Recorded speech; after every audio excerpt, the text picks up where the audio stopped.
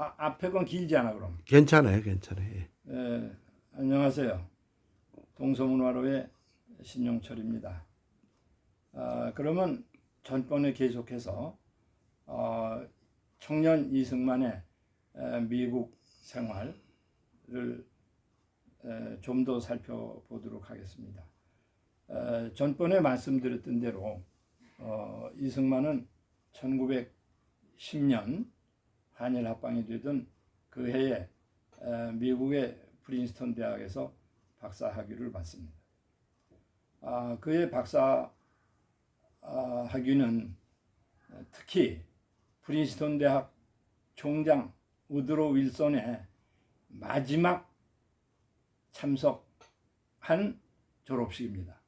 그 얘기는 무슨 의미냐 하면 우드로 윌슨 미국 대통령, 그 당시는 이제 대학 총장인데 그분은 아마 그 총장을 임기를 끝으로 해서 주지사에 출마하고 그리고 주지사를 거쳐서 28대 미국의 대통령으로 당선되기 때문입니다. 그러니까 그분 윌슨 대통령, 즉 윌슨 총장으로부터 박사 학위를 받는 그런 영광의 이제 한국 학생이 되었던 거죠. 참으로 행운이었고 또 놀라운 일이었으며 그것은 그분에게나 우리가 한국에 있어서 중요한 하나의 이제 갈림길이 되기도 했을 겁니다. 그런데 전에도 좀 말씀드렸습니다마는 그 석박사 과정, 특히 석사 과정에서 어려움은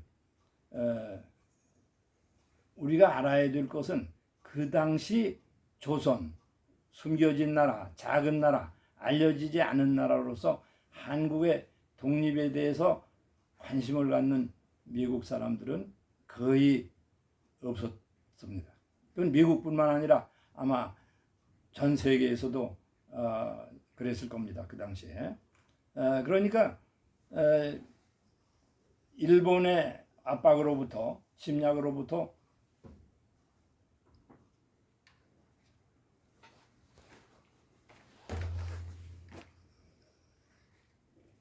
벗어나고 또 독립해야 된다고 해서 외쳐도 그에 대해서 관심을 갖는 사람은 없고, 물론 윌슨 총장 같은 분은 그에 관심을 가졌지만은, 그러나 윌슨 총장도 대통령이 된 훗날 이승만을 도와줄 수가 없습니다.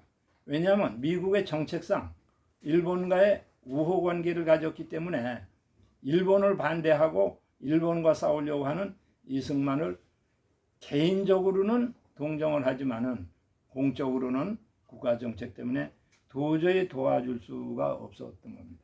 그런데 이 점은 단순히 윌슨 총장과 윌슨 대통령과 이승만 개인의 두 사람의 문제가 아니라 그 당시에 어느 누구도 미국의 정책에 반대해서 일본과 투쟁하는 데 도움을 얻을 수는 없었던 거죠. 우리가 잘 알다시피 우리는 미국에 대해서 도와달라고 매달렸을 때 가스라 테프트 밀약이라는 걸 알고 있지 않습니까?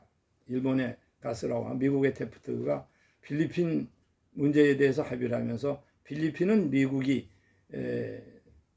차지하고 또 조선 문제는 또 일본에게 양보한다는 비밀 약속을 한 것을 몰랐다는 사실은 우리가 너무나 잘 알고 있습니다. 그러나 어쨌든 이승만과 윌슨 총장의 신분은 매우 중요한 재산이었습니다. 28대 대통령으로 당선된 윌슨 대통령은 1918년, 19년 국제연맹을 만들어서 말하자면 오늘날 국제연합으로 이제 발전이 됐죠. 그러나 사실상 그분 개인으로서는 학자로서 대단히 이상적으로 세계 평화를 위해서 국제연맹을 만들고 노벨 평화상을 받았지만은, 그러나 미국조차도 국제연맹에 가입을 하지 않고 그 국제연맹이 결국 거의 유명무실하고 세계 2차 대전으로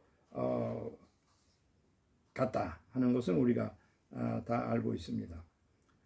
그러면 1910년에 박사학위를 받은 청년 이승만은 상당히 암담했다고 합니다. 이제 무엇을 할 건가? 1904년에 감옥에서 6년 만에 감옥에서 나왔을 때 뭘 할 건가 아득했던 것처럼, 그러나 조국에 돌아가도 이미 조국은 옛날의 조국이 아니라 이미 일본에게 나라가 빼앗긴 그런 상황이었고, 그러나 어쨌든 선교라는 그런 목표를 두고 이제 한국에 들어옵니다. 그래서 들어와서 선교 활동을 하고 당연히 우리가 조선 독립을 위한 활동은 중지할 수가 없었으니까 다시 일본의 그 미움을 사기 때문에 그런 한국에서 있을 수가 없고, 미국 선교사의 도움으로 억지로 겨우 탈출을 해서 미국으로 다시 돌아오게 됩니다. 그것이 아마 1945년 해방 후에 우리나라에 돌아올 때까지 그동안에 이제 망명의 시간이 아마 될 것 같습니다. 그러면 전반적으로 그 당시 상황을 우리가 이제 말씀을 드렸죠. 그러니까 사실상 박사학위를 받고 나서 미국에 있어서 교수를 했다든지 또는 목사로서 목회 활동을 했다든지 했으면 그의 생활은 평안하고 아마 그렇게 파란만장하지 않았을 겁니다. 그러나 그는 그 길을 버리고 독립운동, 구국운동을 했기 때문에 대단히 이제 어려움이 계속되는 거죠. 그러니까 그는 저는 이런 생각을 합니다. 그 시대를 앞으로 시대를 꿰뚫러 보는 해안을 가졌었기 때문에 자기가 사는 시대와 불화한 사람이다. 그냥 앞을 바라보기 때문에 자기가 있던 시대와는 불화한 거죠. 그냥 이것은 일본의 야욕과 일본의 야욕과 미국의 충돌. 그러니까 무슨 얘기냐 하면 일본의 야욕을 아무리 주장해도 미국 사람이 이해를 하지 못했지만은, 그러나 조금 지나서 일본이 미국을 하와이를 공격했을 때 그때는 이제 이승만을 이해하죠. 그러니까 이승만이 생각한 것은 앞을 상당히 봤던 거고, 또 해방 후에 있어서도 우리가 같은 문제일 거라고 봅니다.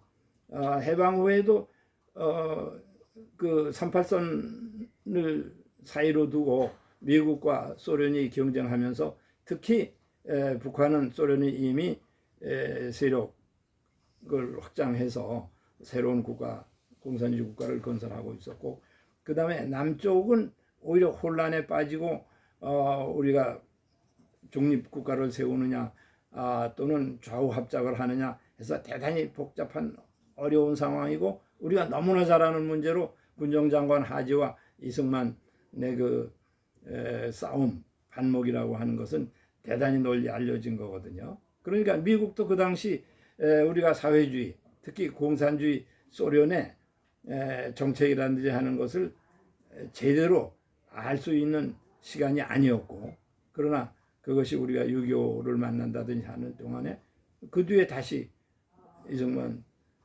청년 이승만, 그리고 대통령 이승만의 그 정책이 그리고 그의 사상이 상당히 옳았다 하는 것을 이제 알 수 있는 것이죠. 그러니까 그런 점에서 저는 시대를 앞을 바라보면서 자기가 살았던 시대와 불화하고 싸웠다, 이제 그런 생각을 합니다. 그러니까 국제 정세라고 하는 것은 항상 바뀌기 때문에 우리가 불변하는 것이 아니죠. 그러니까 일본과 러시아를 막기 위해서 일본과 손을 잡았다가 다시 일본을 막기 위해서 러시아와 손을 잡고 2차 대전을 하고, 그다음에 2차 대전이 끝나니까 다시 러시아를 막기 위해서 우리가 한반도와 일본과의 손을 잡는 우리가 미국이나 영국들의 정책을 보면서 국제 정치가, 외교가 얼마나 어려우냐 하는 문제를 느낍니다. 그래서 사실상 하나의 에피소드를 얘기한다면 그 미국에서 외교 국제 정치를 공부하고 나서 이승만 대통령이, 그때 대통령이 아니죠, 청년 이승만이 한 얘기는 국제 정치학으로 낸 등록금을 다시 되받아야 되겠다, 되찾아야 되겠다. 왜냐하면 국제 정치라는 게 보니까 이게 전부 엉망이고 지켜지는 것이 하나도 없기 때문에 실제 의미가 없지 않느냐, 그런 얘기를 했다고 합니다. 그냥 그게 상당히 이론적인 면이죠. 아까 말씀드린 대로 윌슨 대통령이 국제연맹 만들어 세계 평화를 하려고 그랬지만 미국조차도 국제연맹에 가입할 수 없는 그런 현실적인 벽이 있었다는 것은 우리가 대단히 참 어려운 문제입니다. 네,